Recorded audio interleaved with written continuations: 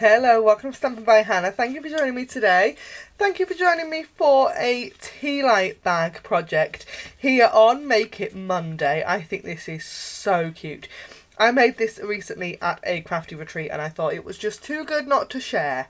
So, shall we get started? This uses the coffee themed designer series paper. But the one we're going to use today I think is Pretty Garden. But I will link it in the down bar below just in case I've got that wrong. Because I can't keep the names of these new designer series papers in my head. We have had the new catalogue now for a whole month and I still can't get the names of everything. It's bad. That's how busy my life has been. But this paper is so pretty and it's so pretty not to use. So, shall we get started? This piece of paper measures 6 by 6 and this paper actually comes in 6 by 6 inch sheets. It's one of the ones in the 6 by 6 designer series paper stacks. There are 3 of, I think, in the catalogue this year. There's this one, there's the Colour Theory one that's got the lovely paint swatches and ombre patterns on, and then there's one that's gorgeous and it's all wood. And you'll be seeing plenty of that coming really soon because it's gorgeous. So, we're going to insert our designer series paper into the Simply Scored and we're going to score at 1 3/4, 2 3/4, 4 1/2 and 5 1/2 inches, which is 4 1/2, 7, 11 1/2 and 14 centimetres. Then we're going to turn it around and score in the second side at 1 inch, which is 2.5 centimetres. Like so. So, I love this project. This is, I know you're going to know who this project is made by. I do not need to tell you. But it's just one of those really handy, cute little projects. You could put loads of things in. I've got tea lights in this one, but you could just as easily put chocolates in, or maybe some complimentary toiletries. Oh, there's loads of things, isn't there, that would fit in a cute little bag like this. So, you've got your skinny side at one edge, and there's a kind of little rectangle. We're going to chop that little rectangle off, like so.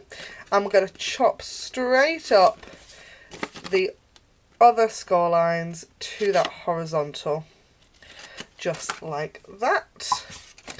Then I just need my fast fuse. We're going to fast fuse down that side there, and that will fit beautifully, just like that.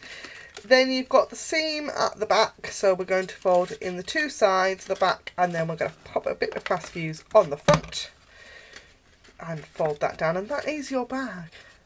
How cute is that? I've got 2 Yankee candle tea lights that smell divine.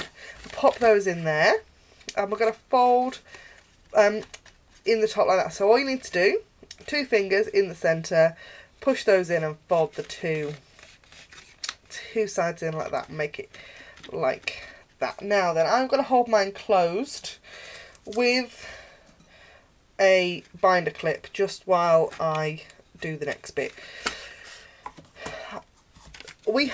On my table we had a discussion about the number of ways you could close this bag. So you could just put a clip on it like that. You could put a hole in it so that you could tie a proper ribbon in it. But I'm going to go with this method where literally I'm just going to wrap the ribbon around. This is the Calypso Coral. And what's it called? This one doesn't have what it's called on. It's sheer ribbon in 1/8 inch. And it's so pretty. This arrived, I've got, as you can tell, you might be able to tell, I've got a pre-production copy of this, because this arrived as part of my display stamper kit for Amsterdam in April. And so I've been looking at it going, that doesn't look like Calypso Coral, it's a bit neon, but I love it anyway. So we're going to wrap this around. Simplest way to do it, lay your ribbon on like that. I'm going to chop a length of it off, and then we're going to just really simply attempt to tie a bow. Now, regular viewers will know I am seriously bow challenged, and it gets no easier when I'm tying things around things. I can do bows that are loose, but I cannot tie bows onto things, so that will have to do. It's not brilliant, but hey, it'll do for today. So I'm going to just scoot that around there like that, and this one's a little bit tighter than that one. Can you see the difference? I thought that was lovely. I'm going to just trim the ends a little bit, it's a bit too long. And my bow, as usual, is ever so slightly skew-wumps. There we go. So I do have some stamping in this one. So I've got a piece of Whisper White cardstock that measures 1.5 inches by 2.5 inches, or 4 centimetres by 6.5 centimetres. And I've got the Rose Wonder stamp set. And I'm going to grab the You're in My Thoughts and Prayers stamp. Just like so. Love this. I love this stamp set, and it doesn't come out as much as it should really. I've got Pool Party ink because that is the colour of the bag itself. I'm going to just ink up that stamp. Does anybody else do this? They use their grid paper to line up their stamps by lining up the cardstocks, making sure it's absolutely the cardstocks level, so then the stamp must be level. That's how I work. that's just how I work, and that is why grid paper is awesome. You can get free grid paper this month. Did you know? It's great. I love this offer.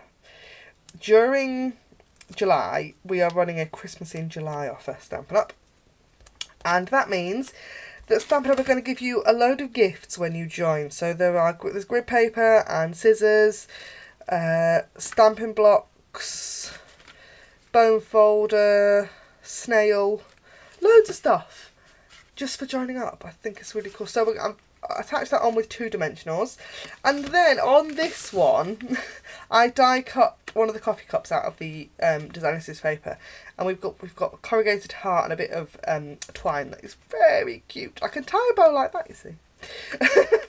But this time I thought I'm going to go and I'm going to have a look at the Rose Garden Thinlits, and they have this fabulously gorgeous flower die that is just beautiful. So I've die cut that out of Calypso Coral, and the reason it's half white on the back because I have used the self-adhesive sheets. Now if you've never used these before, they are fantastic, and all you do is you put some self-adhesive sheet on the back of your cardstock and then die cut with them. So that die is currently stuck onto my cardstock because I haven't removed it yet.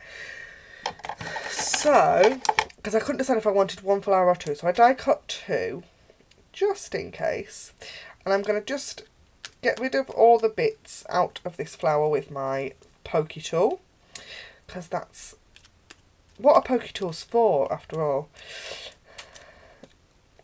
Like, well, and then the problem is you end up with bits that get stuck to your fingers and you can't get them off, like that. And then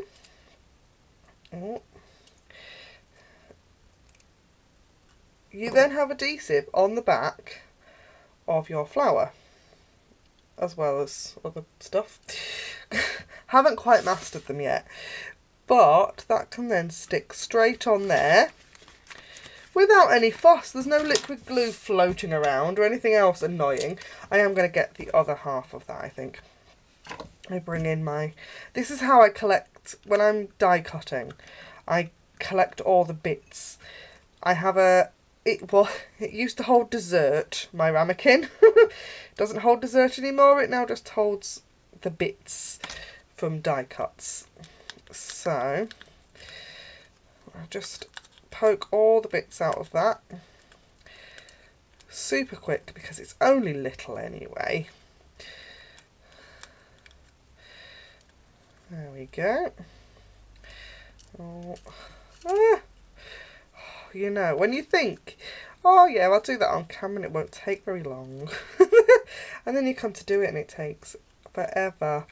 So just need that last one out of there. Oh, there we go.